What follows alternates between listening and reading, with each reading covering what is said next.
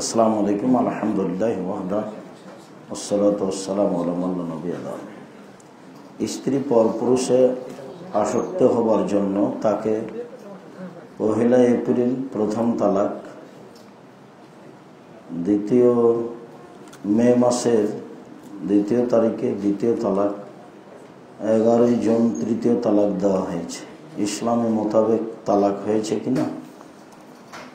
জি, ইসলামী মোতাবেক তালাক আপনার হয়েছে।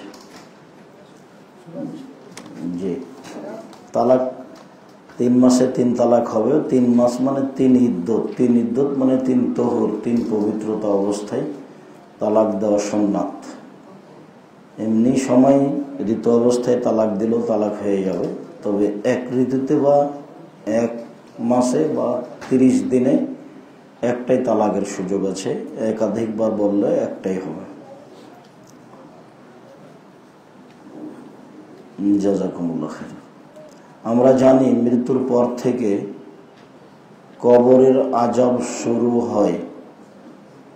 তাই যেসব সন্তান পিতামাতা মারা যাওয়ার অনেক বছর পর হেদায়েত প্রাপ্ত হয়ে তাদের কবরের আযাব রক্ষার্থে দোয়া করে, তাহলে ভবিষ্যতের সেই দোয়া বর্তমানে পিতামাতার জন্য নির্ধারিত কবরের আযাব রক্ষার্থে কোনো কাজে আসবে কিনা? রাসূল সাল্লাল্লাহু আলাইহি সাল্লাম বলেছেন, মানুষ মারা গেলে তার সব আমল বন্ধ হয়ে যায়, তবে 3টি। তার একটি হলো ওয়ালাদুন সালিহ ইয়াদউ লাহু, ভালো সন্তান তার জন্য দোয়া করে। তো ভালো সন্তান সময়ের গতিতে ভালো হয়েছে, আগে খারাপ ছিল, তো এখন দোয়া করছে। বাস যে অবস্থাতে দোয়া করবে বাপ মায়ের জন্য সে দোয়া কাজে আসবে, এ কথাই ঠিক, যা রাসূল সাল্লাল্লাহু আলাইহি সাল্লাম বলেছেন। আর পিতামাতার জন্য অন্য হাদিসে এসেছে দানের ব্যাপারে, যে আয়েশা রাদিয়াল্লাহু তাআলা আনহা বলেন, এক ছেলে এসে বলল, আল্লাহর নবী, কাদ উফতিলাতাত উম্মি, আমার মা হঠাৎ মারা গেছে, লাউ তাকাল্লামাত তাসাদ্দাকাত, আমার মা কথা বলতে পারলে দান করতেন। আফা উসাদ্দাকু লাহা ওয়া লাহা সাওয়াব, আমি কি তার জন্য দান করতে পারি? তার জন্য নেকি হবে কি? আল্লাহ রাসূল বলেন, নাম, হ্যাঁ, তুমি দান করো, তার জন্য নেকি হবে। এই হাদিস বুখারী মুসলিমের। আবু হুরায়রা রাদিয়াল্লাহু তাআলা আনহু বলেন, একটা লোক এসে বলল, আল্লাহর নবী, কাদ মাতা আবি ওয়া তারাকা মালান ওয়া লাম ইউসি, আমার পিতা মারা গেছেন, অর্থ সম্পদ ছেড়ে গেছেন, কোনো ওসিয়ত করে যাননি।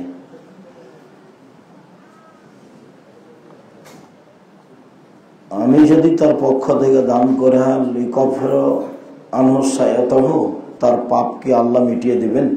কারণ নাম, আল্লাহ রাসূল বলেন, হ্যাঁ। সেটাও মুসলিম হাদিস। পিতা মারা গেলে ছেলে যদি তার বাপের নামে দান করে তাহলে তার পাপ মিটে যাবে। ছোট বড় পাপ আল্লাহ রাসূল কিছু বলেননি। তাহলে মরা মানুষের জন্য ছেলে মেয়ের পক্ষ থেকে আরো জাতির সবার পক্ষ থেকে 2টা পথ আছে। একটা হলো মুখে দোয়া করা, আর একটা হলো অর্থ সম্পদ দান করা। এই 2টা পদ্ধতি দিয়ে মরা মানুষের সহযোগিতা করা যায়, যা রাসূল সাল্লাল্লাহু আলাইহি সাল্লাম বলেছেন। আমরা যারা বেঁচে আছি তারা সম্ভববার বাপ মায়ের জন্য দোয়া এবং দান করব, এটাই আমাদের একটা জরুরি কর্তব্য। আল্লাহ আমাদের কবুল করুক, আল্লাহুম্মা আমিন। জামাতে বিলম্বে সালাত আদায় করার থেকে একাকী আউয়াল ওয়াক্তে সালাত আদায় করার গুরুত্ব বেশি কিনা? বুখারী মুসলিমের হাদিসে একাধিক হাদিস এসেছে যে রাসূল সাল্লাল্লাহু আলাইহি ওয়াসাল্লাম বলেছেন, যখন সমাজের নেতারা বা সমাজের এক শ্রেণীর মানুষ সালাতকে তার নির্ধারিত সময়ে আদায় না করে দেরি করে আদায় করবে, তখন তোমাদের কি হবে? তো রাসূল সাল্লাল্লাহু আলাইহি সাল্লাম বললেন, তখন তোমরা বাড়িতে সালাত আদায় করে নিও, পরবর্তীতে তাদের সাথে জামাত ধরতে পারো। জামাতে সালাত আদায় করলে তাদের সাথে তোমাদের পরবর্তী সালাতটা হবে নফল ইবাদত হিসেবে, আর আগেরটা হবে ফরজ। অত্র হাদিসে রাসূল সাল্লাল্লাহু আলাইহি সাল্লাম যেটা বলেছেন, নির্ধারিত সময় বলতে আওয়াল ওয়াক্ত যেটাকে বোঝায়, আর দেরি করা বলতে সূর্য ডোবার আগে যে আজান হয়, ওই যে সূর্য ওঠার আগে যে সালাত হয়, এগুলো হলো দেরি করা। তো যদি এরকম দেরি হয় মসজিদে সালাত, তাহলে আপনি বাড়িতে পড়ে নেবেন, এটাই ঠিক। পরবর্তীতে আপনি জামাতে যাবেন না যাবেন সেটা আপনার ব্যক্তিগত ব্যাপার, কেননা সেটা ফরজ নয়। যেতে পারেন, নাও যেতে পারেন। মানুষ বিলম্বে সালাত আদায় করলে, বিলম্ব বলতে একেবারে বিলম্বে সালাত আদায় করলে আপনি বাড়িতে পড়ে নেবেন, এটাই রাসূল সাল্লাল্লাহু আলাইহি সাল্লামের পক্ষ থেকে অনুমতি রয়েছে।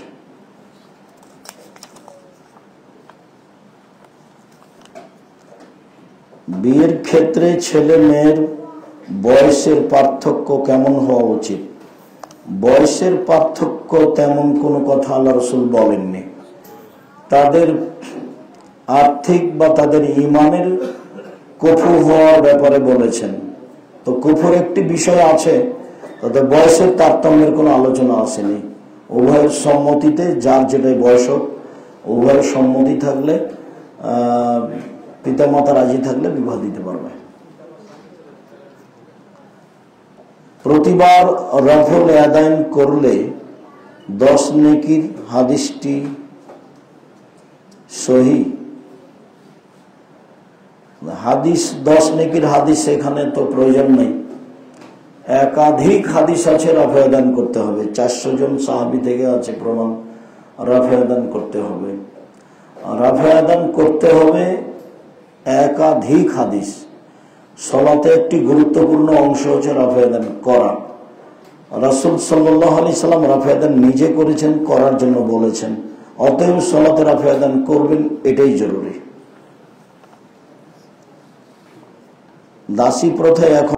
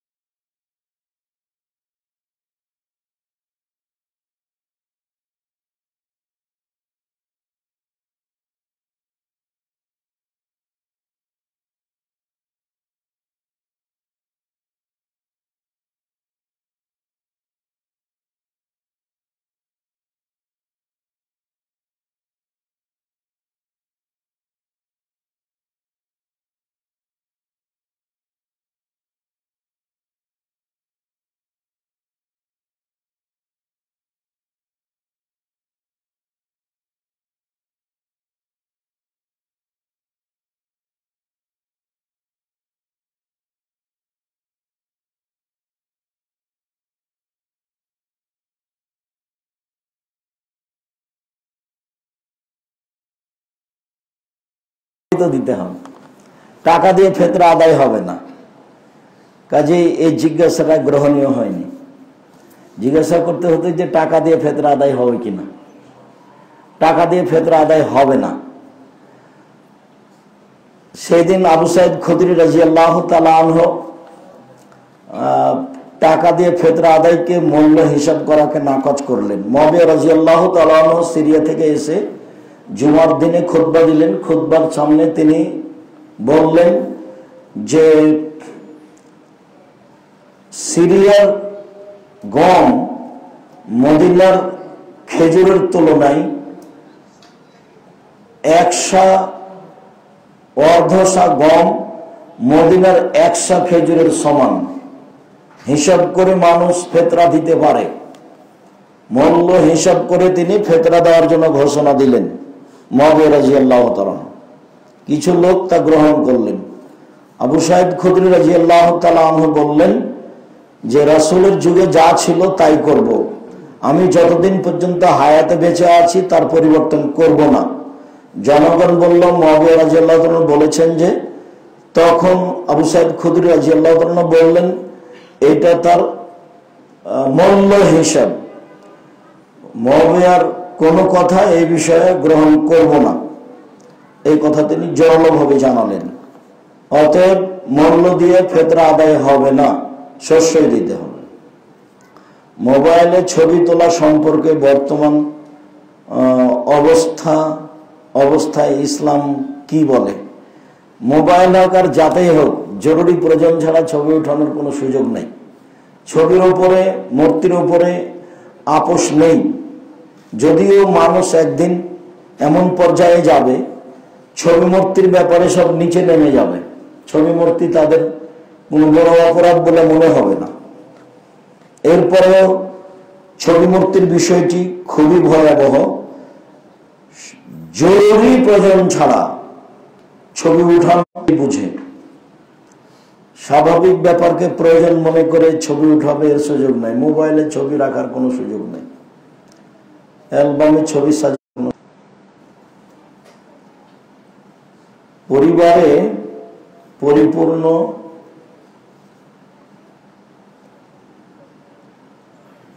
পরিপূর্ণ ইসলাম মানতে গেলে সমাজ গোষ্ঠীর বাইরে চলে যাওয়ার উপক্রম হচ্ছে। এমত অবস্থায় করণীয় কি? সমাজের সাথে আপনার কি সম্পর্ক? আপনি একাই থাকেন। ইব্রাহিম আলাইহিস সালাম তার স্ত্রীকে বলছেন, তুমি আর আমি মাটির উপরে মাত্র দুইজন মুসলমান। চেষ্টা করো, সমাজের ওই ভুল পথের সাথে আপোষ করার কোনো সুযোগ নেই। আসসালামু আলাইকুম। মেয়ে সন্তানের জন্য আকিকা একটি ছাগল দিতে হয় এবং ছেলেদের জন্য দুটি ছাগল দিতে হয়, কিন্তু মেয়ে সন্তান হলে রুজিতে বরকত হয়, ছেলের ক্ষেত্রে বরকতের কথা বলা নেই। বিষয়টি স্পষ্ট করার জন্য অনুরোধ রইল। মেয়ে সন্তান হলে রুজিতে বরকত হয়, এই খবর তো আমাদের জানা নেই। রাসূল সাল্লাল্লাহু আলাইহি সাল্লাম বলেছেন, মান আলা জারিয়াতাইনি হাত্তা তাবলুগা, কে যদি দুটা মেয়ের লালন পালন করে বড় হওয়া পর্যন্ত, মানে বিবাহ শাদী দেওয়া পর্যন্ত, তাহলে সে মেয়ের বাপ আর আমি জান্নাতে একসাথে থাকবো। তখন তিনি আঙ্গুল দুটি জমা করে দেখিয়েছে। তাহলে এমনিতে বলা যেতে পারে যে মেয়ে লালন পালনে বরকত আছে এবং আল্লাহর সন্তুষ্টি আছে, ওতে কোনো নির্ধারিত জরুরি বৃদ্ধি এরকম কোনো কথা আল্লাহ রাসূল বলেননি। তবে মেয়ে লালন পালন করলে ও রাসূলের সাথে জান্নাতে থাকতে পাবে, এই কথা বলেছে। ছেলে লালন পালন করলে জান্নাতে থাকতে পাবে, এই কথা আল্লাহ রাসূল বলেননি।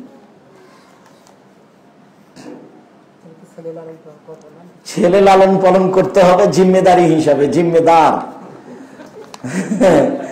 বাপ হিসাবে ছেলে লালন পালন করতে হবে, মানে ওই সুবিধার জন্য নয়। আবার ছেলে মেয়ে যা ক্ষতি করবে তা বাপ মায়ের উপরে বর্তাবে, যার কারণে তাকে লালন পালন করতে হবে। তো অনেক কথা, বাপ মায়ের জন্য, ছেলে মেয়ের ক্ষতির জন্য বাপ মা দায়ী। একবার আল্লাহ রাসূল ভিন্ন ভিন্ন করে দুইজনকে আলাদা আলাদা ভিন্ন ভিন্ন করে দায়ী করেছেন, আর কোন কোন সময় একসাথে দুইজনকে দায়ী করেছেন ছেলে মেয়ের ক্ষতির জন্য, ছেলে মেয়ের লালন পালনের ব্যাপারে।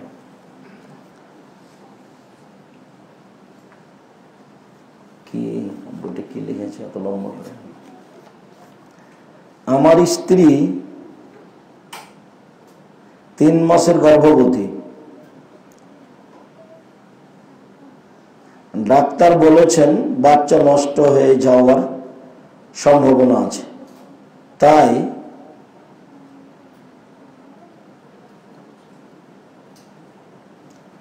তাদের সাংসারিক জীবন মিলামিশা নিষেধ করেছেন। এইসব কথার কোনো মূল্য আছে?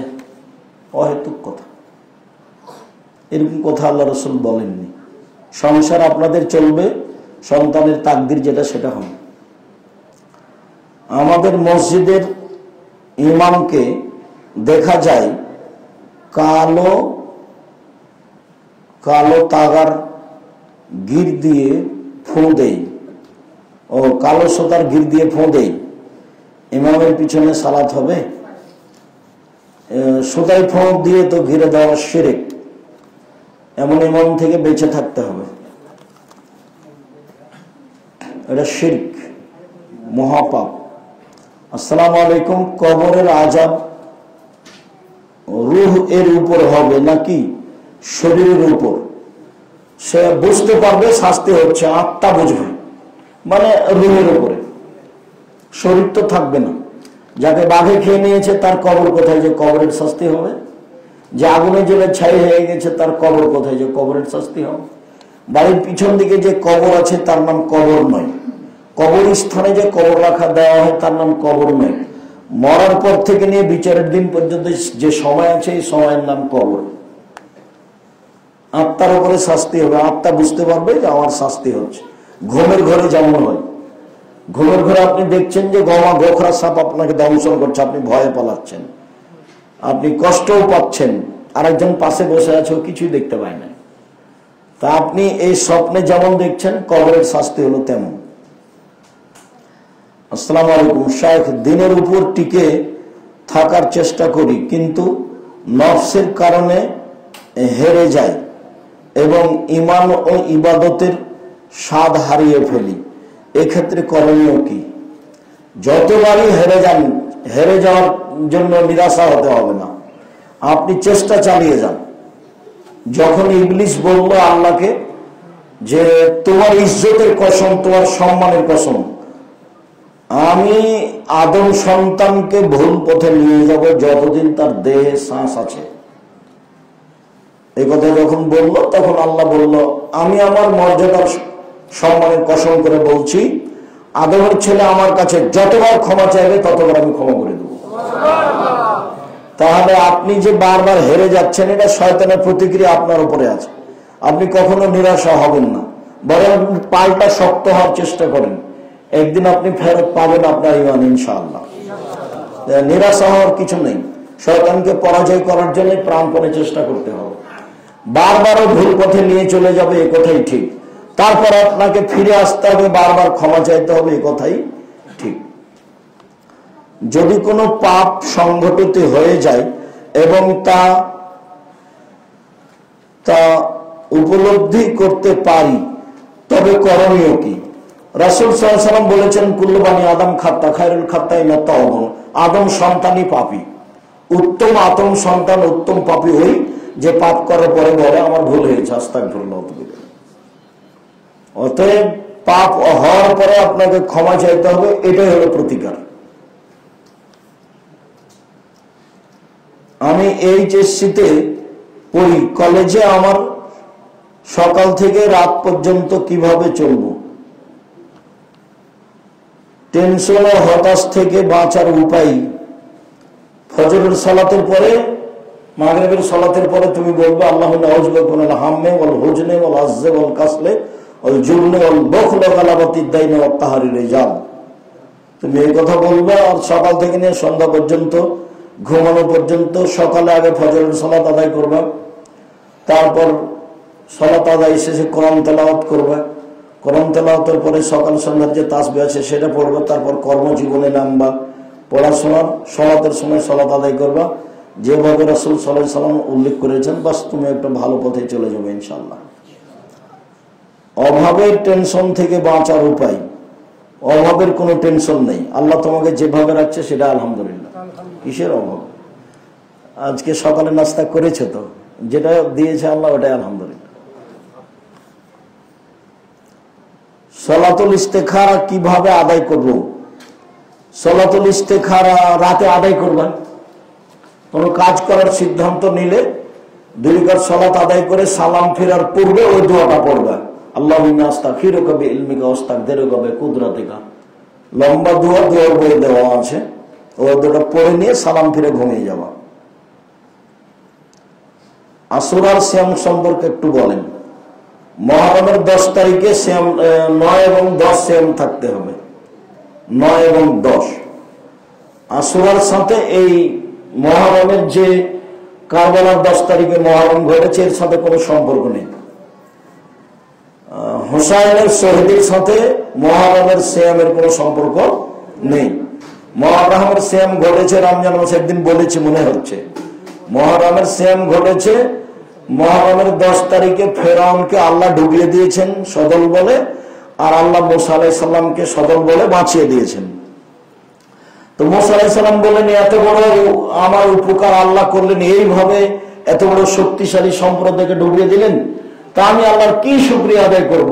তা আমি তাহলে এই দিন সিয়াম রাখলাম, এই দিয়ে তোমাকে জানাচ্ছি আমি তোমার শুকরিয়া আদায় করলাম। তো মুহাম্মদ সাল্লাল্লাহু আলাইহি সাল্লাম যখন মক্কা থেকে মদিনায় গেলেন, দেখলেন মদিনার ইহুদিরা মুহররমের 10 তারিখে সিয়াম থাকে। তো বললেন, কি ব্যাপার, তোমরা মুহররমের 10 তারিখে সিয়াম থাকো কেন? তখন তারা বললো, কেন, এই দিন তো বড় দিন। কিসের বড় দিন? বলে, এই দিন আল্লাহ ফেরাউনকে সদল বলে ডুবিয়ে দিয়েছেন আর মুসা আলাইহিস সালামকে সদল বলে বাঁচিয়ে দিয়েছেন। আমরা এই জন্য মুসা শুকরিয়া আদায়ের সিয়াম থেকে। হজ ফরজ হয়নি, কিন্তু হজ করলাম যখন হজ কি হজ ফরজ হবে তখন কি আবার হজ করতে হবে?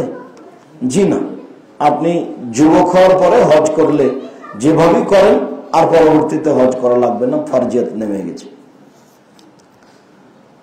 হাদিসে দেখলাম কিয়ামতের ময়দানে উলঙ্গ অবস্থায় উঠানো হবে। অন্য এক হাদিসে দেখলাম যে কাপড় পরে মারা গিয়েছে, ওই কাপড়ে উঠানো হবে। এই দুটি হাদিসের পার্থক্য কি?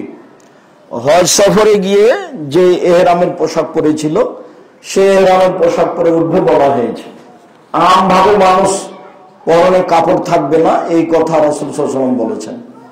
নবী রাসূল জনগণ সবাই একই ব্যাপার, সবাই খালি গায়ে উঠবে এই কথাই ঠিক, উলঙ্গ অবস্থায় উঠবে এই কথাই ঠিক।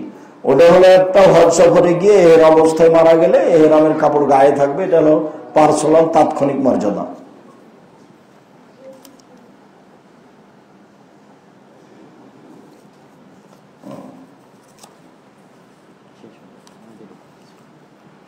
যদি কোনো পাপ সংগঠিত,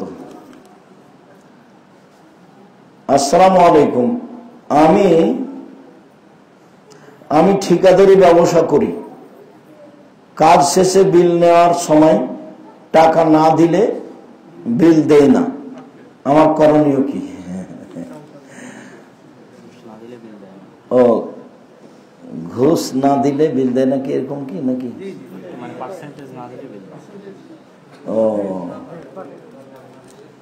এগুলো অনেক কাজ প্রতারণার মধ্যে রয়েছে। প্রতারণা থাকলে এইসব কাজ করা হবে না, আর প্রতারণা থাকলে বা ঘুষ দিতে গিয়ে যদি আপনি হক পন্থাই নিরুপায় হয়ে দেওয়া লাগে তাহলে করতে পারেন, কেননা এটা আপনার জিম্মেদারি বা আপনার আমানতদারি আদায় করতে গিয়ে তারা টাকা নিচ্ছে, তখন এটা ঘুষ না, এটা হবে জুলুম। কিন্তু কাজটা যদি জায়েজ হয় তাহলে এই জুলুম টাকা দেওয়া জায়েজ, আর কাজটা যদি জায়েজ না হয় তাহলে তখন টাকা দেওয়া জায়েজ হবে না।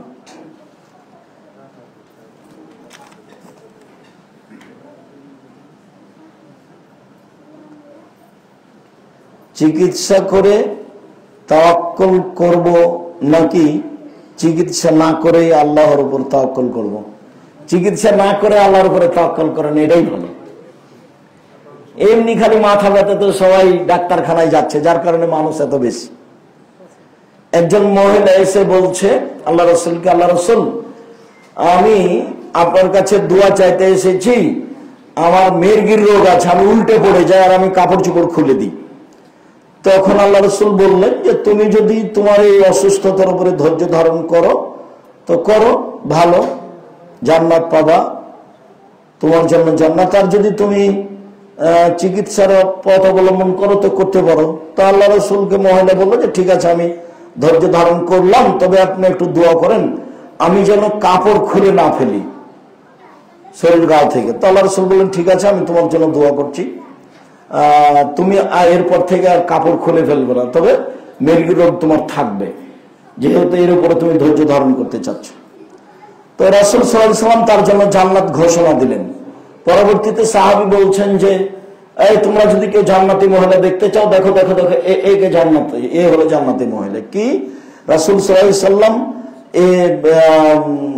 অসুস্থতার উপরে, রোগের উপরে ধৈর্য ধারণ করার জন্য বলেছেন এবং সেটা সে মেনে নিয়েছে।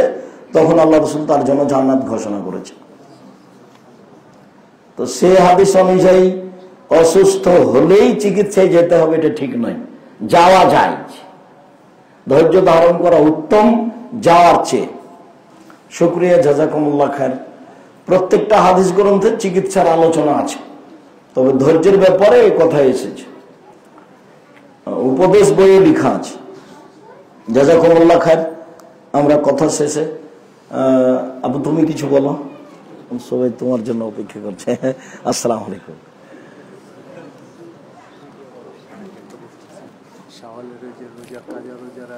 আসসালামু আলাইকুম ওয়া রাহমাতুল্লাহ। আলহামদুলিল্লাহ। রোজাটা মানে কি কাজা রোজা, মহিলাদের কাজা রোজাটা আগে করবে নাকি শাওয়ালেরটা? কাজা রোজা যেদিন পারবে সেদিন করবে। এখানে জুমার সালাত আদায় করলাম এবং জুমার সালাত শেষে প্রশ্নোত্তর পর্ব শুনলাম। আল্লাহ সুবহানাহু ওয়া তাআলা আমাদের এই প্রশ্নোত্তর পর্ব এবং এই জুমার খুতবার মধ্যে যথোপযুক্তভাবে আমল করার তৌফিক দান করুন এবং বক্তব্যগুলো শ্রবণ করে মেনে চলার তৌফিক দান করুন। এবারে আমরা আজকে আমাদের এই সংক্ষিপ্ত অনুষ্ঠান শেষ করছি। সবাই বলছেন শেষে দোয়া করি। সুবহানাকা আল্লাহুম্মা ওয়া বিহামদিকা আশহাদু আল্লা ইলাহা ইল্লা আনতা আস্তাগফিরুকা ওয়া আতুবু ইলাইক। আসসালামু আলাইকুম ওয়া রাহমাতুল্লাহি ওয়া বারাকাতুহু।